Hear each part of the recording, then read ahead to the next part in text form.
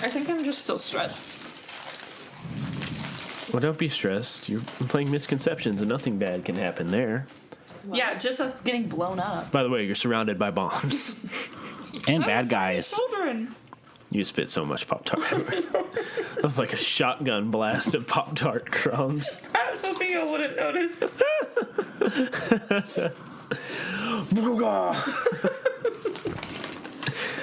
It was just like a dragon's breath weapon, but it was Pop-Tarts.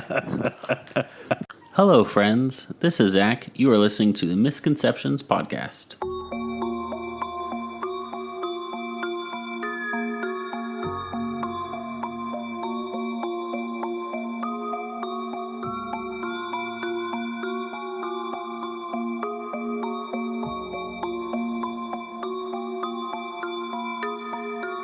Well, looks like the clock is ticking. What are these freaking kids up to? Oh god. Okay, well, we're really gonna have to get this figured out quick. What is it? I see Esther. I think Rin's in place. Alright, Faye. Okay, looks like we're good. Oh shit, is that a storm?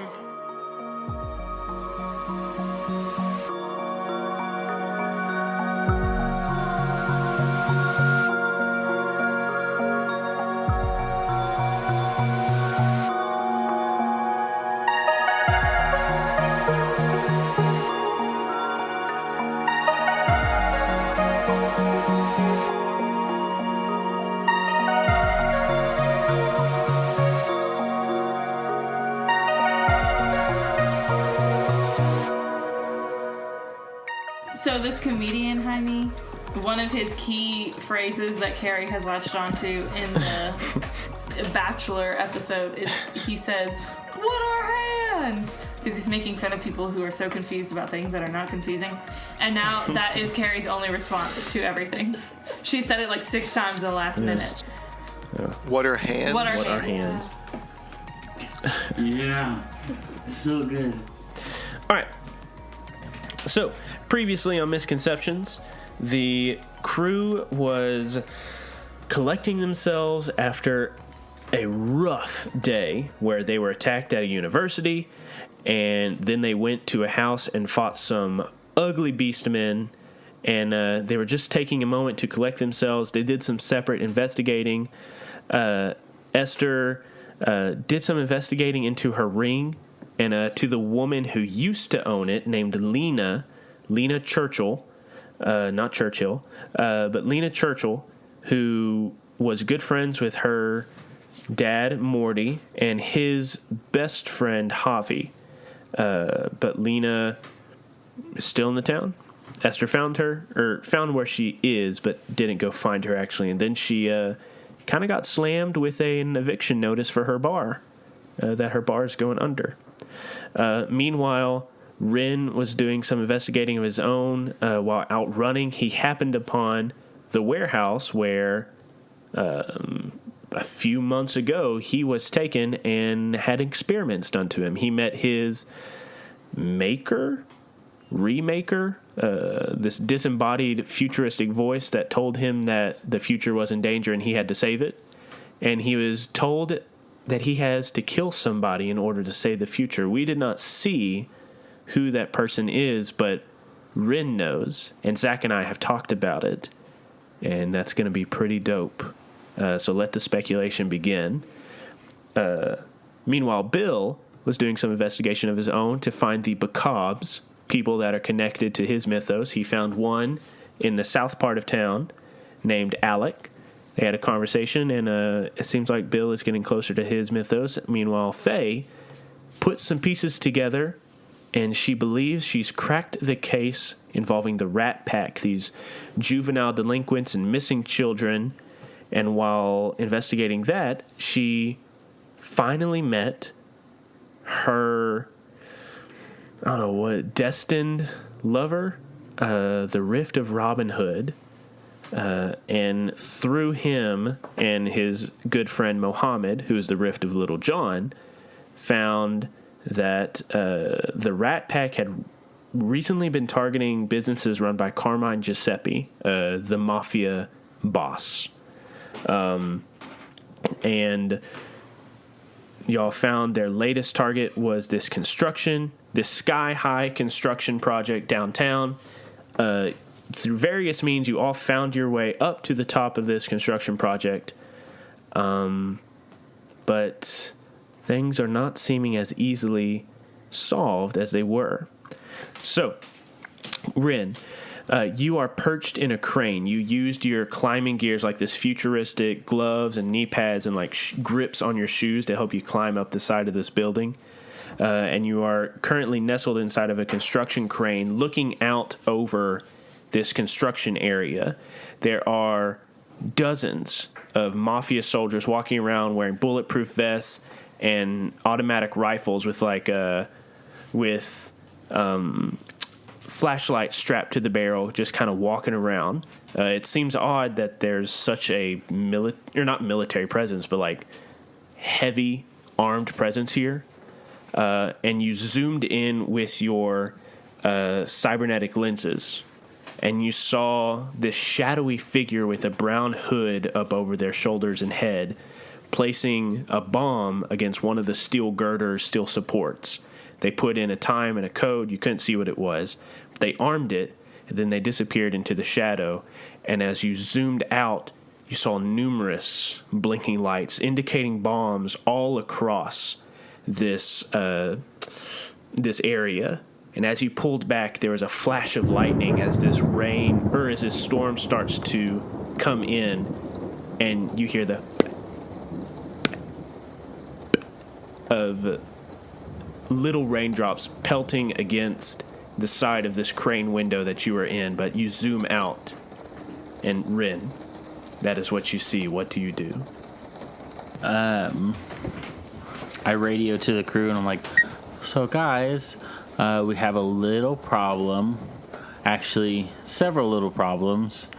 We've got these like ticking time bombs and several Mafia men that are heavily armored with a lot of guns.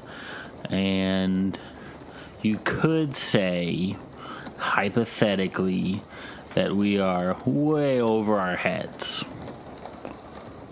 But that could just be a hypothetical statement. Do you, like, how many are we talking? Dozens of guys. All with automatic weapons. And the people setting up the bombs, I'm assuming, are the Ratpack.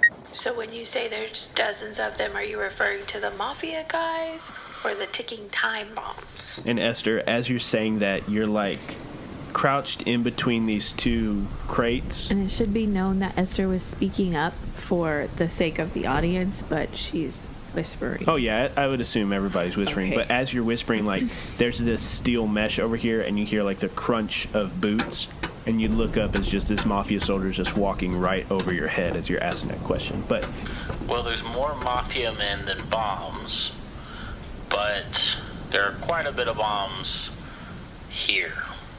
More than 10. Are we staying or are we going?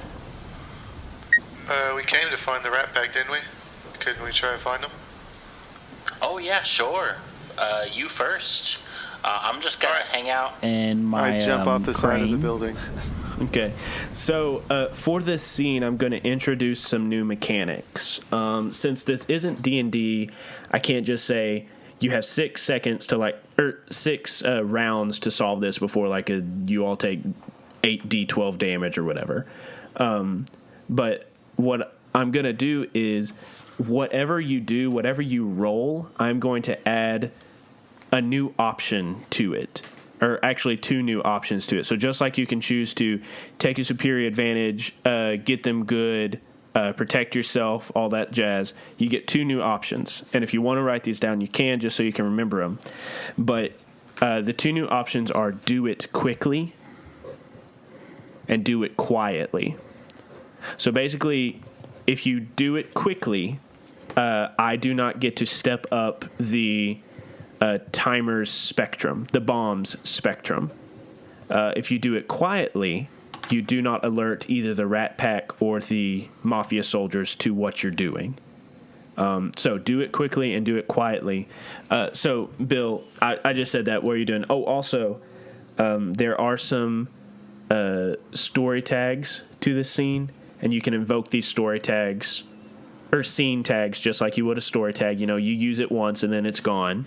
Not necessarily that, like, it's not there anymore. It doesn't have a mechanical benefit anymore. Mm-hmm. But the scene tags for this scene are echoing, towering steel beams, plenty of places to hide, only one entrance, and thunderstorm. So those are the 5 tags for this scene. Are these team tags or like individual? What do you mean? Like, if I were to use towering steel beams, can Tessa use it? No. So once anyone uses it, even if I use it, I can invoke these tags as well for my characters. Like if I think of a way for the Ratpack or the soldiers to use the steel beams, then I use it and I get a +1, and then it's gone. But yeah, so these are just here for anyone to use, but once you use them, they are burnt, just like a normal story tag would be. Okay. And this is in a heavily inhabited area. Like, even though this skyscraper is like way high up and very tall, like if you look over the edge, you can see the busy streetways around it of all these people going to and from their nightlife, the taxis carrying people, the cars in the streets, the buildings next to it. But you can see all of that from where you are. So what should we do, guys? Are they still right above me? They kind of have moved on. It's just they're like walking in a patrol. But can I still like see them? Yeah. Esther's not saying anything at this point. Ren, where did the Ratpack, like, what do you mean? Where did you first see them? So there's all this construction material. They just like stepped out of the shadows, placed the bomb in this specific area, and then like backed away into the shadows. It's not that they like turned into darkness or whatever. It's just like they just disappeared into it, like just hiding very well. Gotcha.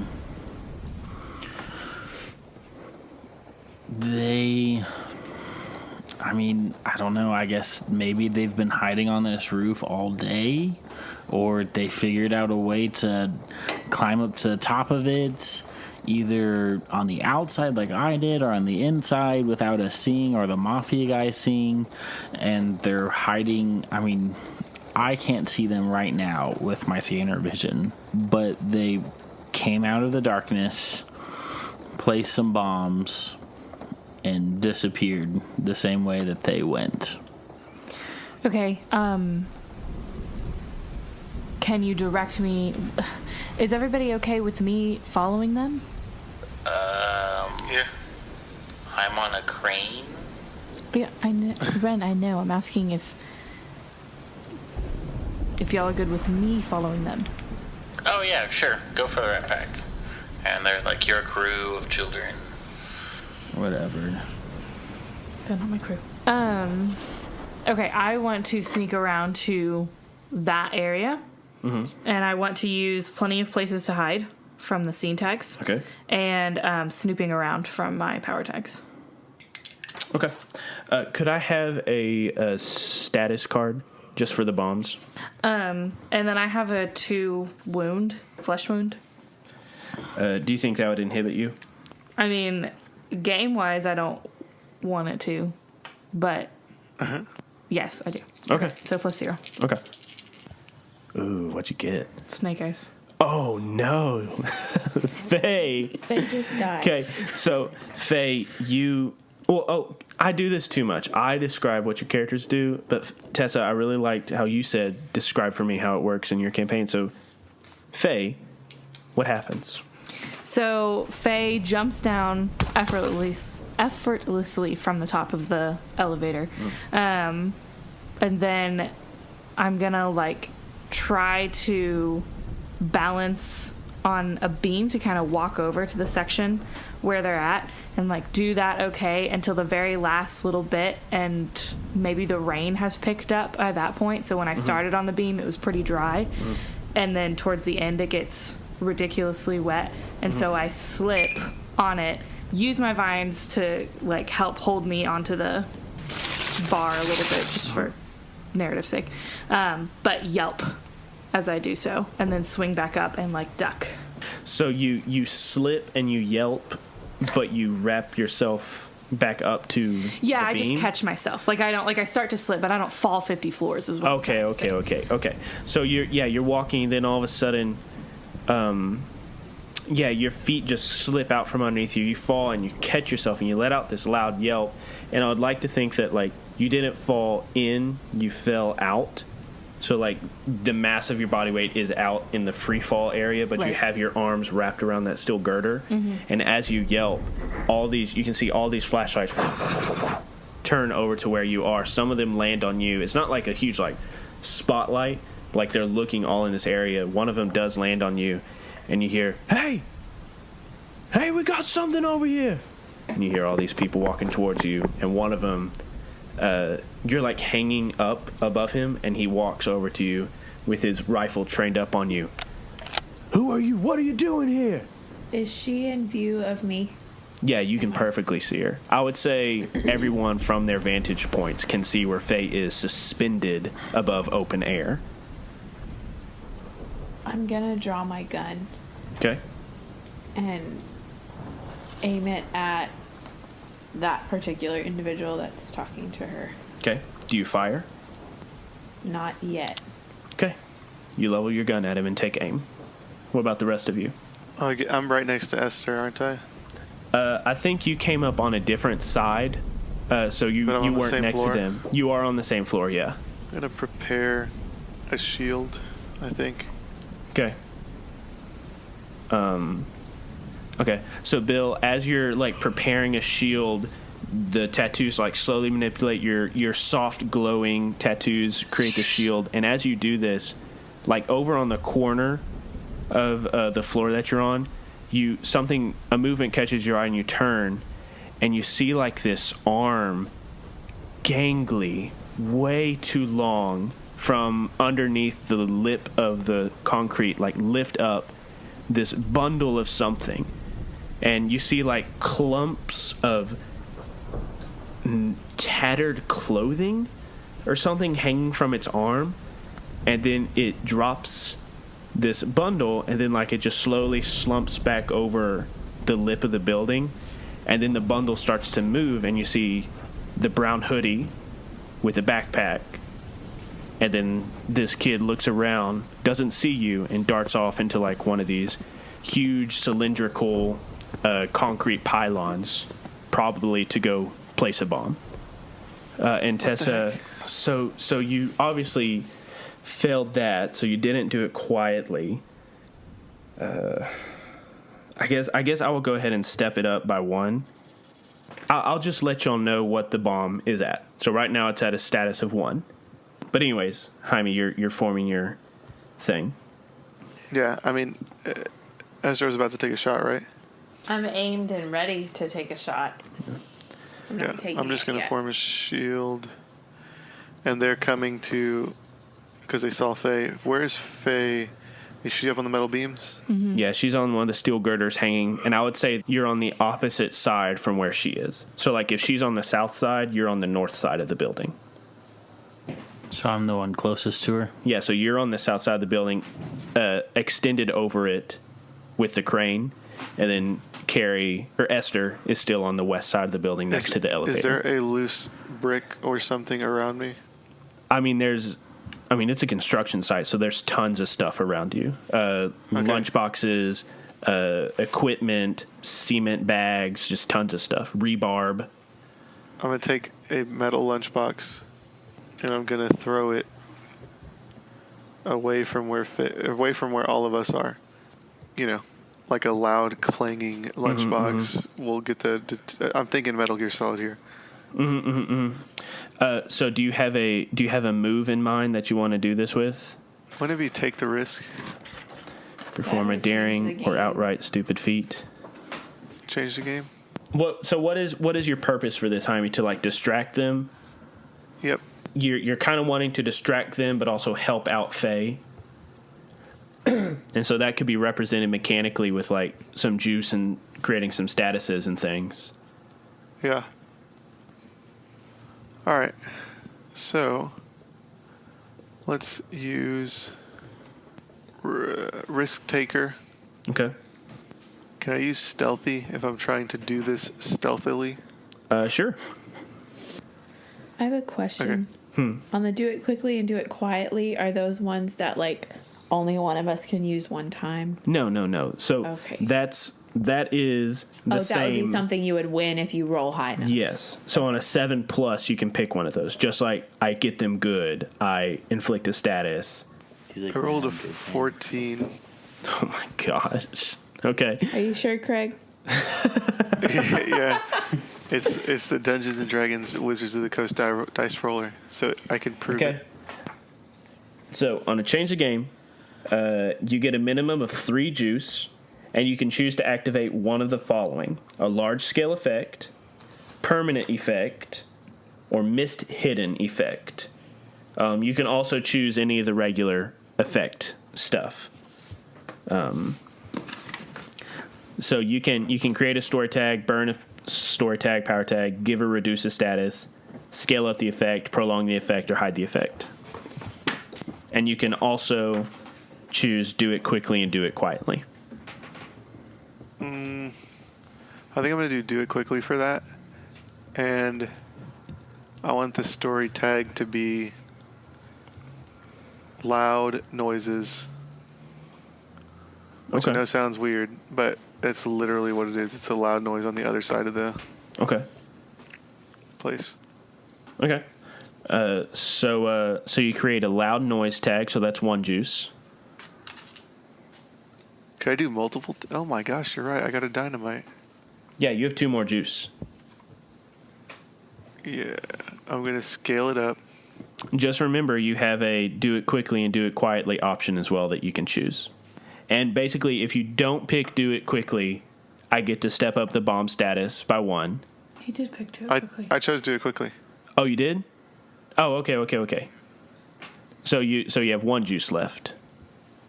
So you created loud noises, and then you do it quickly. And then we will scale it up. Or, either scale it up or prolong it. We'll prolong it by saying that I hit something when I threw it and it knocked like other stuff down. Okay, with a story tag, How dare you? were you saying prolong it? Yeah. Well, Yeah. what was the option you chose? You said prolong it? Okay. So loud noises can be used more than once?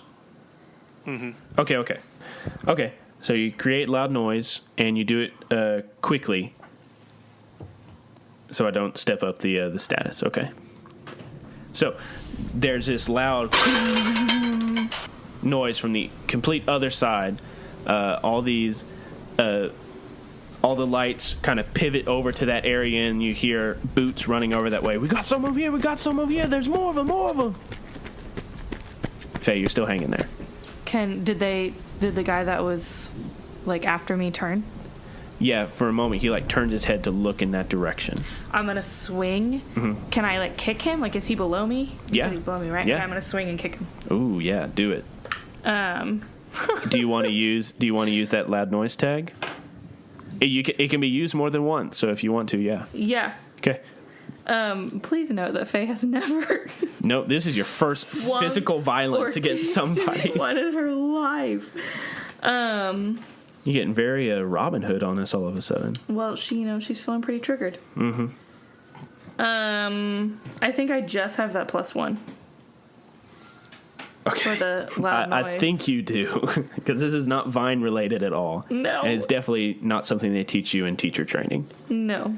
Okay, so roll. Oh, first of all, what move are you doing? Oh, Hit with all you've got, or go toe to toe? I think I hit with all I've got. Okay, hit with all you've Because got. I'm like trying to swing Yeah, and all totally. Hit with all you've got with the +1. What'd you roll? Snake eyes.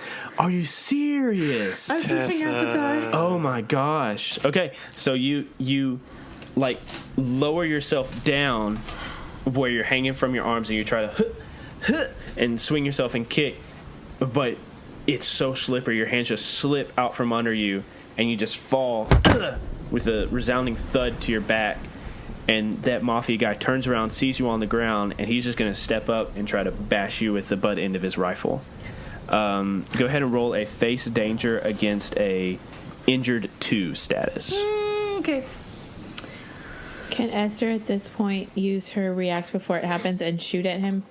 I only ask because I had the gun like ready. Yeah, you did. But I understand. So she's still going to roll a face danger. Right.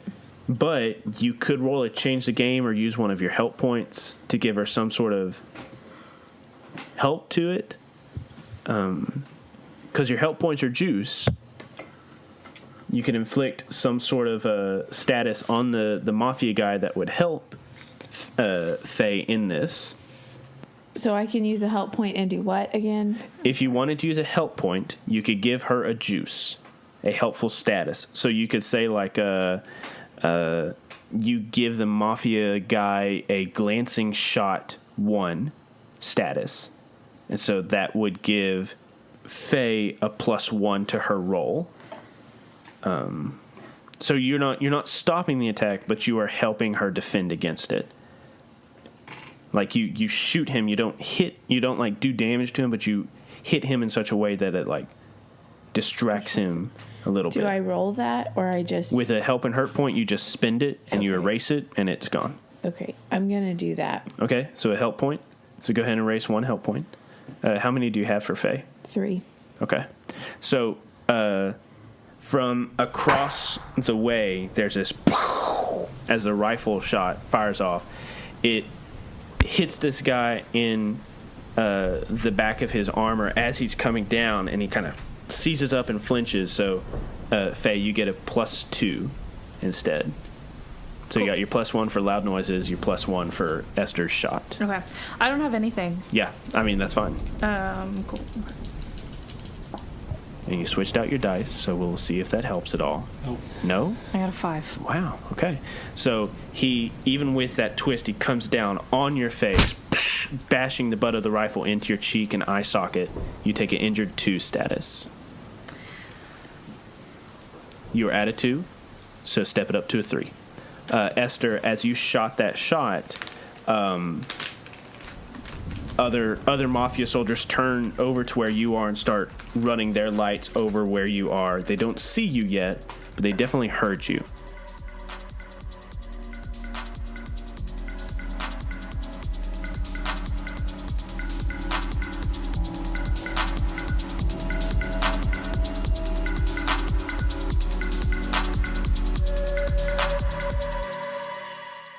Hello, friends, and welcome to the mid-roll section of episode 47. I'm your host, David White, and I am recording this show note section a little earlier than usual, just in case of, baby, because Carrie's due date is the weekend that I'm recording this, and so she could pop at any time, and that means we could be in the hospital, but I wanted to get this episode ready to come to you regardless of whether a baby is coming or not. But we're super excited. It could be any day now, any hour now, really.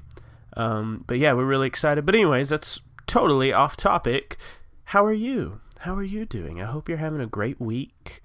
I hope nothing is really stressing you out. I hope everything's pretty chill. I hope you're enjoying this episode. This was a really fun one to record. It was part of our recording blitz. And I think you're gonna like it. It's gonna lead to some good things. But for this show note section, I just wanted to talk to you a little bit about our Patreon. As you know, we have a Patreon, or as I hope you know, we have a Patreon, and this show is completely funded by the generous support of our friends on Patreon. They are able to pay for our gas whenever we drive to Austin to record with Jaime whenever he comes up from Houston. It pays for our food whenever we record together. It pays for new equipment. It pays for website hosting fees. it Misconceptions is basically self-sustaining because of our friends on Patreon. But right now, we are trying to get to a new goal. We are trying to get to $800, and at $800 a month, I can afford to give my friends paychecks. Between $10 and $15 per episode that we record. I would really love to be able to do this. I would really love to be able to, I want to say reward my friends, but just say thank you to my friends for helping make this podcast great. Because as I'm sure you all know, I mean, you've been listening to this podcast for 47 episodes by now. But as I'm sure you know, these guys are really good at what they do, and what they do is really nice. So I would just love to give back to them for doing that. But you might be a little, overwhelmed by how to navigate our Patreon and stuff like that. So I just wanted to highlight a few tiers, some of my favorite tiers. My favorite tier is the $5 level. And that's not super expensive. That's kind of why I like it. It's not going to break the bank.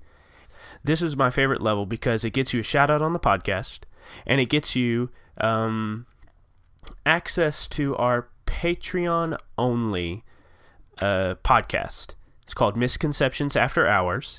It is our collection of uncut and unedited episodes. It even has, let's see, I've added a few special things in there. I think the last thing I added in, it was like at the very beginning of the podcast, we did these like silly little intros, and some of them never made it onto the podcast. So I went ahead and put all those intros on there, and they're pretty funny. And then we have our OVA episodes. We did a side quest of OVA, but then we kind of came back to it with the same characters for a sequel to that adventure. And the OVA side quest episodes were my favorite side quest episodes, and the OVA 2 episodes were a blast. And so those are on Misconceptions. And also, our very first case or game, or however you want to look at it, our very first session with Bill and Faye and Esther and Ren, before some of them even had character voices. We just wanted to do like the day in a life thing, but this was before the rules came out, so we didn't even know the day in the life session was a thing. But it has all these good goodies, and in fact, I know a couple of our listeners listen to our show exclusively on After Hours because they love to hear our off-topic conversations and sometimes inappropriate jokes. But Misconceptions After Hours is really great. That's at the $5 level. It's not going to break the bank, and it's going to help us, and we really appreciate it. So $5 level a month, that's kind of my favorite level. But then there's a really, it's pricey. I'm not going to lie. It's pricey, but it's the $30 level. But when you think about it, that's like $1 a day. So you would only be giving us $1 a day. That's not too much. But at the $30 level, the $30 level is really nice because you get the shout out. You get Misconceptions After Hours. You get a poster from us with our wonderful characters on it, with the wonderful art by Martian Sobon. I never know if I'm pronouncing his name right. You also get a shirt to rep our set, as it were. And you also get the opportunity to game with us, just to have a chill game session online, Discord, Google Hangouts, whatever you want to do. We had our first, I guess I haven't talked about this on the podcast, but we had our first Patreon only game. Oh gosh, I guess it was a few months ago in the winter. But we played with our longtime friend, longtime supporter, Kit, and Zach and Tessa came in to be characters as well. So it was Zach, Tessa, and Kit, and it was a lot of fun. We had a really great case. Kit played Kitsune from the starter set, and it was just a blast. It was a lot of fun. And right now, that game, I have it set as a biannual game. But as we get more people, I might move it to a quarterly game, because playing with Kit was really fun, and I would love to meet some of you and play with you and get to create a story with you all. So that's the $30 level. Like I said, it's pricey, I know, but when you think about it, just $1 a day, that's not too bad. And I've been talking about money and everything, and I understand if you cannot support us monetarily. That is okay. Carrie recently got a huge pay cut at her job, and so right now we are really feeling it. But we understand being tight on money. And if you cannot support us financially, even if you can't give the $1 a month, that's okay. But I will say, if everybody gives $1 a month, that would be a huge boost to our Patreon, because we have quite a few of you that listen. But if everybody gave $1 a month, that'd be great. But even if you can't give $1 a month, that is okay. We love you. We love that you listen to this show. We're just trying to make this show better. But if you can't give us money, I would ask that you leave us a rating and review on iTunes. That really helps us out. It lets other people see what's good about the show, what people like about the show. It shows people that, oh, hey, this is a pretty good show, and I should check it out. So that really helps us out. Another thing that helps us out is sharing us on social media, or sharing us by word of mouth, because not a lot of people know about Misconceptions podcast. So it would really help if you could share us. So that's my little spiel for the show notes section. I hope I didn't ramble too much and bore you with all this talk of Patreon, but I'm just excited about the show. I'm excited about the future. I'm excited looking forward to seeing what we could do. Like, we have our second show coming out, Sins of the Father, hopefully sometime this summer. I'm really excited about that. But I just thank you so much for listening. And while you're listening to this, I could be in the hospital cuddling my new baby boy, and it's just a crazy time right now. And speaking of crazy times, how about we get back to that episode? What's gonna happen to our heroes? Well, I know, but you don't. But hey, you're about to find out.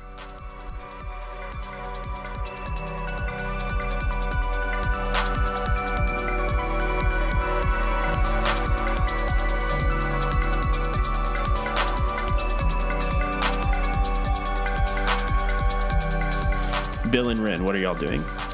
I am going to go ahead, since I feel like this is a take the risk rather than change the game, but I want to hack into the crane and make it go berserk, or either basically to distract the Mafia men from my teammates who have attracted the attention of the Mafia. So They still haven't seen me, right? No, they have not seen you. Really, they haven't seen Esther yet, but they've heard her and they're heading towards her. So Ren, you're wanting to take control of the crane? Yeah. Okay. What can you add to it? I guess this is a change the game move? Yeah. Okay. I was either thinking change the game or take the risk, because it's kind of stupid. Yeah, I would say it's a change the game. Okay. I'm going to say that so I'm going to use my high-tech laptop to hack into it. I don't think you could use your laptop, because that feels like it would be like a thing that you have to get it out, you have to plug it in, you have to type out the algorithm. I don't think you'd be able to use your high-tech laptop for this one. Okay. It would be more of a technopathy machine possession. Definitely. Okay. Yeah. So, technopathy machine possession. Yeah. So a change the game with +2. Yep. Okay.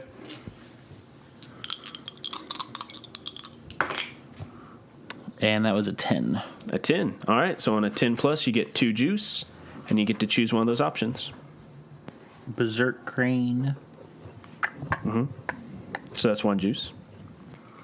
Could it be possible that with making the crane go berserk, that in giving my allies an advantage, that it could be used to hurt?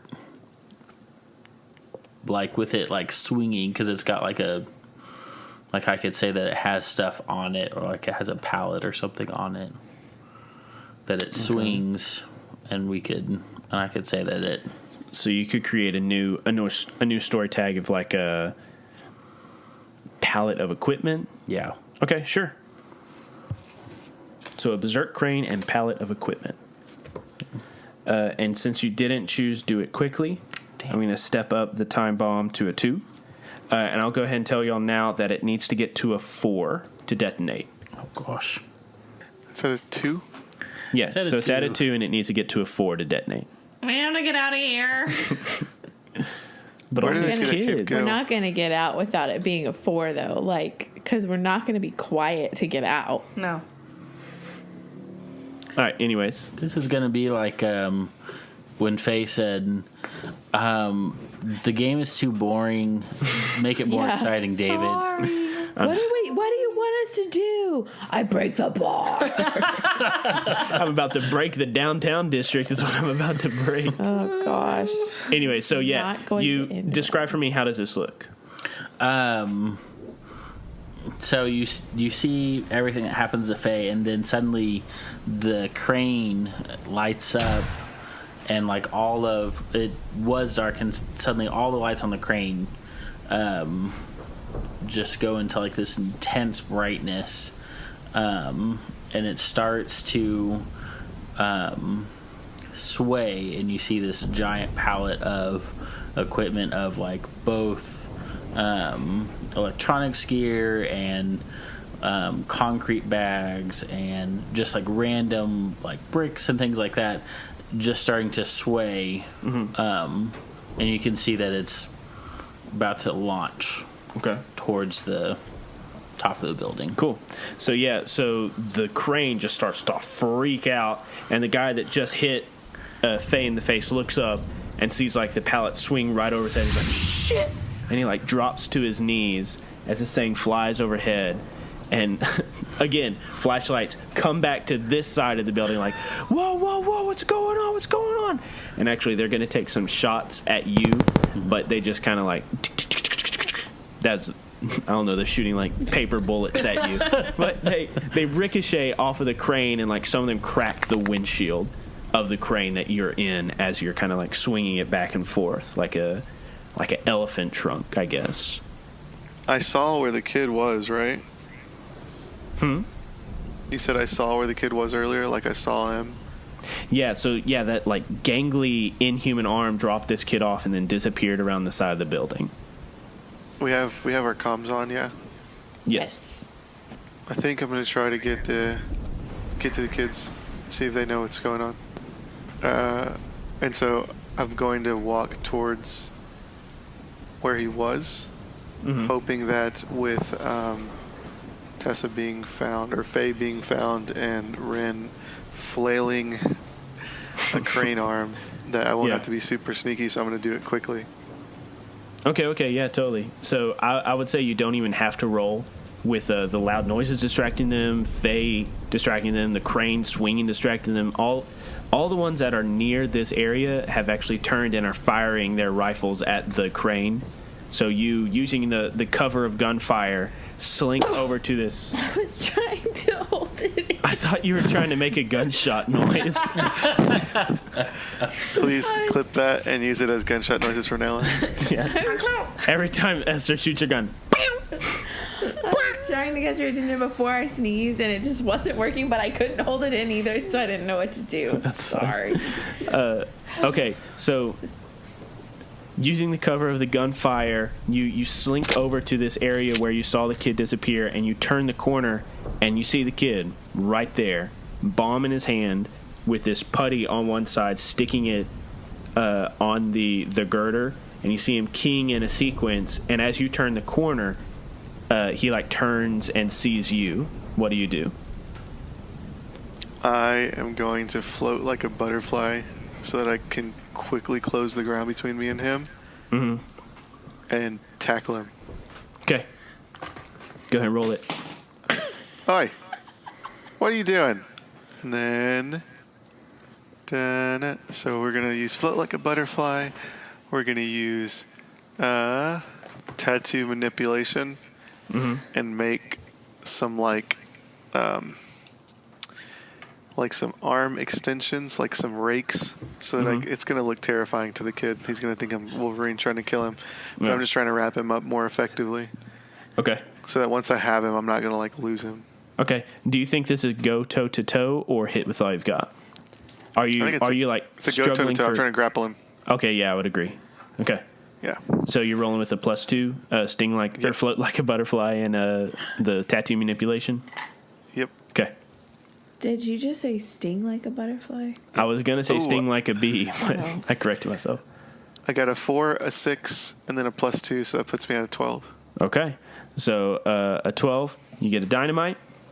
And so you manage to achieve your goal or gain the advantage. You get them good, or you block, dodge, or counter their best attempts.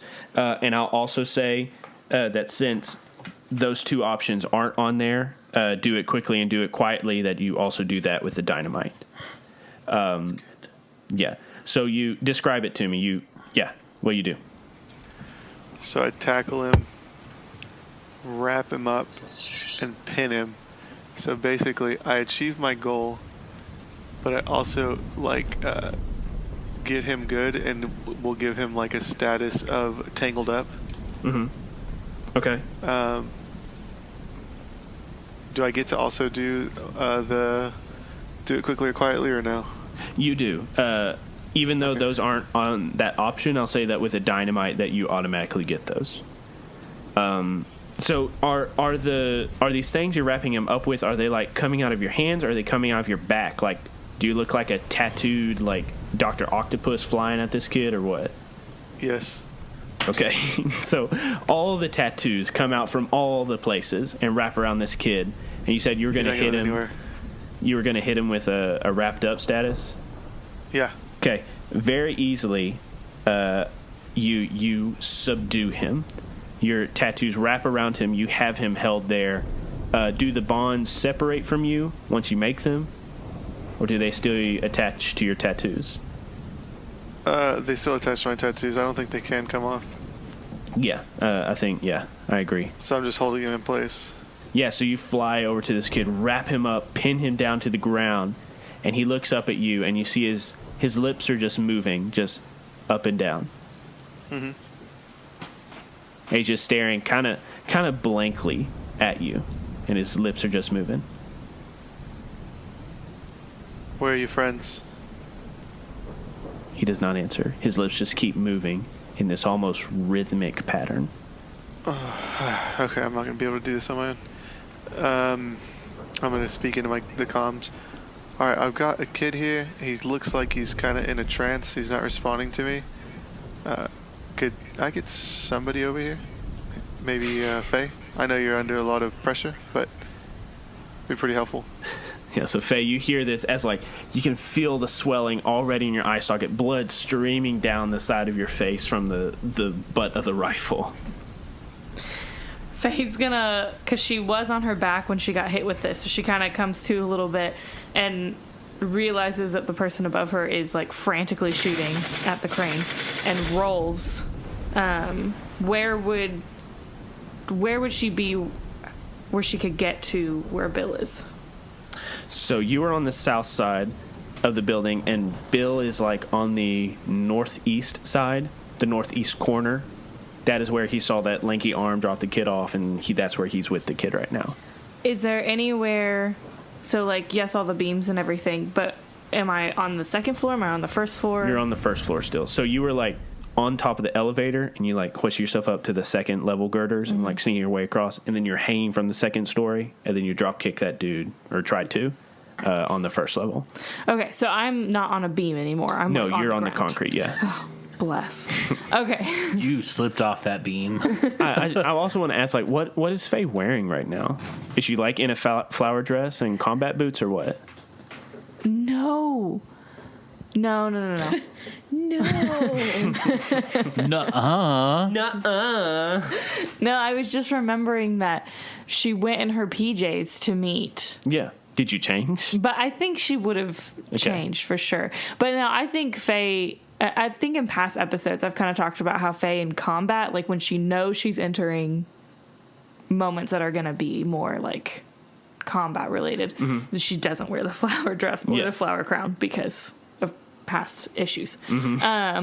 So no, I mean, she's probably in like jeans and a t-shirt that's still slightly cute. Okay. You have a single flower on the t-shirt. Yeah. Yes. Yeah. Yeah, on the frocket. Flower power. Right. Okay. Yeah, okay, so Faye's gonna But roll. like, there are all those like mafia dudes in between you and him on multiple levels, even on this level, in between you and where he is. Faye's gonna roll off. Is there like a corner that's darker that she can like slink back into? There are plenty of places to hide. Even if that's not a tag anymore, there are Okay. still plenty of places to So hide. Faye's gonna roll into like the nearest place that she can hide and lean up against like a wall or bookshelf or whatever's there. Bill, I don't have a lot of brain power right now or a working eye, so I don't know if I can get to you. Can we go? Can you get him? Can you just take him with you? Yeah, we can I can see if I can bring him. We can figure it out, but I don't think we have a ton of time with these bombs. Should we maybe try scaring the Mafia guys by telling them there's bombs so we can all get out of here? Or we could just let him get blown up. Yeah, a little dark, but you know, we can do that. Sounds so much more dark than she intended. I was just thinking, Very you know, dark. if we tell them there's bombs, then they'll freak out and they'll stop trying to kill us. Hopefully. Are we just kind of doing every man for himself, make it down, or how do we want to do this?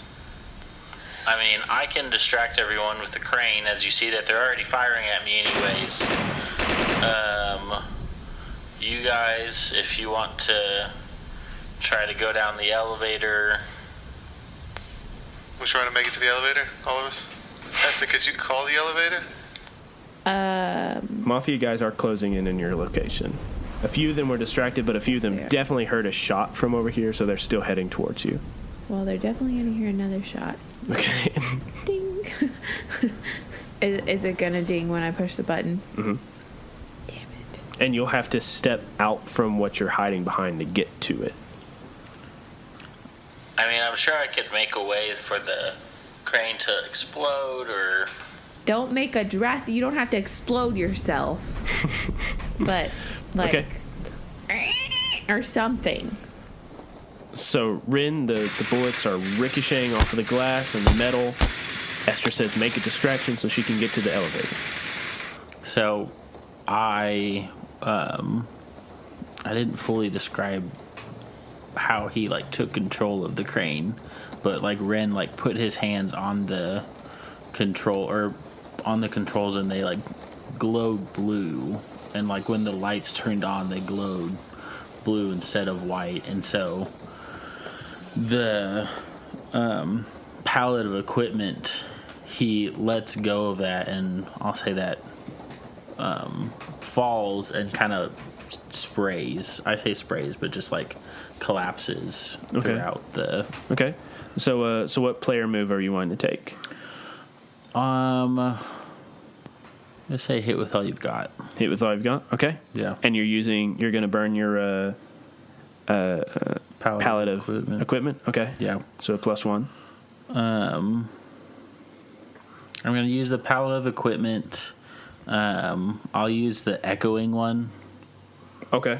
So that if there's any, like, other Mafia guys that are there, they'll hear that and they'll come running towards the crane. Okay. So you have a +1 for echoing, +1 for pallet of equipment. I mean, I would say, like, scanner vision, maybe try to... Okay, scanner vision. Yeah, so +3. Please, for the love of God.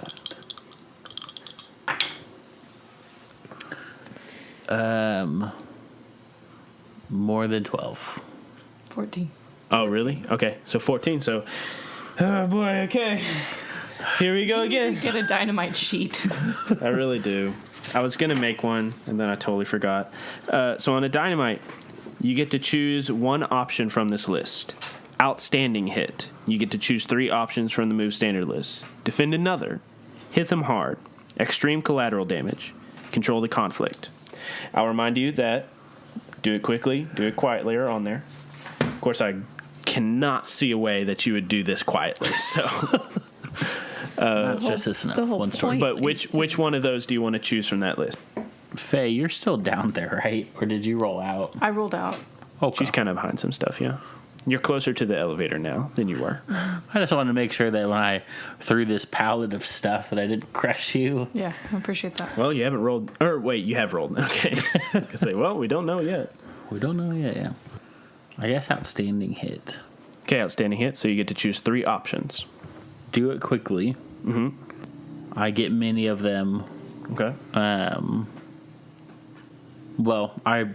So do it quickly, hold their attention, Okay. and then I take a superior position. Okay, so you're going to be hitting them with a tier 3 status. Mm-hmm. You do it quickly, so I don't get to step up the bomb. You hold their attention, so they are not focused on Esther or Faye or Bill. Mm-hmm. And what was the last one? Superior position. Superior position, so they can't attack you back. Yeah, or like Okay. if something were to happen to the crane or any kind of environmental. Okay, so describe it. How does this look? What happens? So he sways. You see the crane sway all the way back, and it creaks, and you kind of see the crane bend a little, and the pallet of equipment starts to go all the way back, and then he just this like pulse, this loud. You both see it, and then you hear this like screeching sound, basically. And so you see this loud, or you see this blue light, and then you hear this loud screeching sound, and this equipment releases, and you see all of this metal beams and concrete and equipment just swing and just kind of hit all of these Mafia guys and just kind of pummel them like beanbags, basically. Totally. So as it comes back, it lets all this stuff go, and it just scatters everywhere, just knocking people down, creating a huge noise. Esther, Faye, Bill, you hear this noise, and all the Mafia men are totally distracted by it. Sick. What are y'all doing? Could not be making more noise right now. I'm running with the kid to the elevator. Okay, so you start running. I'll say you get halfway there. Faye, Esther, what are you doing? I've popped out and like pushed the button Okay. Ding! while that was happening. The doors slide open. They did not go down. Or the elevator did not go down since you got here. So it slides open. There's the elevator right there. I get inside. Okay. Faye? I make my way over there. Okay. I'll say you're close enough to get there. Let's see. You secured a superior position. I'll say they, like, some of them are picking themselves up and some are still shooting at the crane. Bouncing off, ineffective. They haven't concentrated their fire enough to you to do really any damage to you. Bill, you're about halfway there. And you're not, like, sprinting through these people, but they're all around you. You can see the flash of their muzzles. But they haven't picked up on me yet, right? No, they haven't really noticed you. I would like you to make some sort of roll to get there before they notice you. Because you're Maybe sprinting. like You're face sprinting. danger? Not really face danger because they're not hitting you with anything. Maybe you take the risk, I think. Because I would say this is risky sprinting all the way from the other side of the building. Like, even as, like, these dudes are shooting all around you, steel beams and cement bags are falling down from the pallet all around you. And he's running with a child. And he has a child strapped to his forearm by the tattoos on his wrist. I thought the tattoos are coming out of his back. Yeah. So maybe he has a cocoon on his back then. It's like the baby wear thing. Yeah. That's what he has. Is he wrapped around swaddling the kid. baby on his chest? He's I'm Moby gonna wrapping the say baby. this young boy reminds me of my son. So I'm going to apply it till I collapse. And then I'm going to... I think that's it. I could try to cloud surf, but it's getting kind of wild outside. Yeah. Could I apply stealthy to this one? What did I do stealthily earlier? Did I do something stealthily? You were... What did he do stealthy? Oh, he threw the lunchbox thing. Yeah. Yeah. Okay. You could do stealthy, yeah, I guess. Because I feel like this is like a separate occasion, but I would actually probably want to be stealthy at this point. Yeah. Okay, so I'm going to use those two. Okay. So go ahead and roll Take the Risk with +2. I knew it. Okay. I rolled a 6. Really? Mm-hmm. Okay. So you're sprinting full force. The boy is cradled against your chest, held captive there by the tattoos. His mouth just opening and closing rhythmically. You can see his tongue working behind his teeth like he's talking, but not.